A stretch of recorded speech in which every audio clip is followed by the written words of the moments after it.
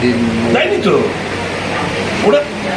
আমি তো প্রথমেই বললাম, বিচার করলে সংখ্যার দিক দিয়ে বিচার করলে যারা বিজেপি সংগঠনের সাথে জড়িত আইনজীবীরা তাদের সংখ্যাটা বেশি, কিন্তু তারপরেও ওখানে থেকেই তারা আমাদেরকে ভোট দেয়। এবং এই যে রেজাল্ট এত বিশাল ব্যবধানে, এটাই প্রমাণ রাখে যে they are not happy, they are compare to work with them.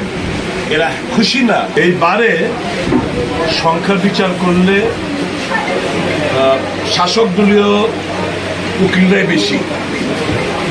তা সত্ত্বেও বুদ্ধিজীবীরা, সে শাসক হোক বিরোধী হোক যে কোনো দলের হতে পারে, ভারতবর্ষের বর্তমান পরিস্থিতিগত মাথায় রেখে এই যে নন বিজেপি যে প্ল্যাটফর্মটা সেফ কনস্টিটিউশন নামে প্ল্যাটফর্মে যে লড়াইটা করেছে, উপলব্ধি করেছে যে ভারতবর্ষের গণতন্ত্র বিপদে, সংবিধান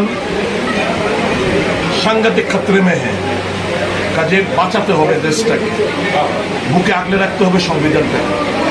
কাজে কাটিং অ্যাক্রস পলিটিক্যাল লাইন বহু আপনারা দেখেছেন এরকম রেকর্ড মার্জিনে কোনোদিন ত্রিপুরার বারের নির্বাচনী রেকর্ড মার্জিনে কেউ জিতেনি।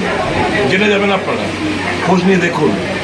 রেকর্ড মার্জিনে সবগুলো main president, vice president, secretary, একটা অ্যাসোসিয়েশনের কয়েকজন মেম্বার, এরকম রেজাল্ট হয়নি। এটা হচ্ছে প্রমাণ করে যে ভারতবর্ষের মানুষ আগামী দিন কোন পথে ভারতবর্ষকে দেখতে চাইছে, এই বারের নির্বাচনে সেটা বহিঃপ্রকাশ।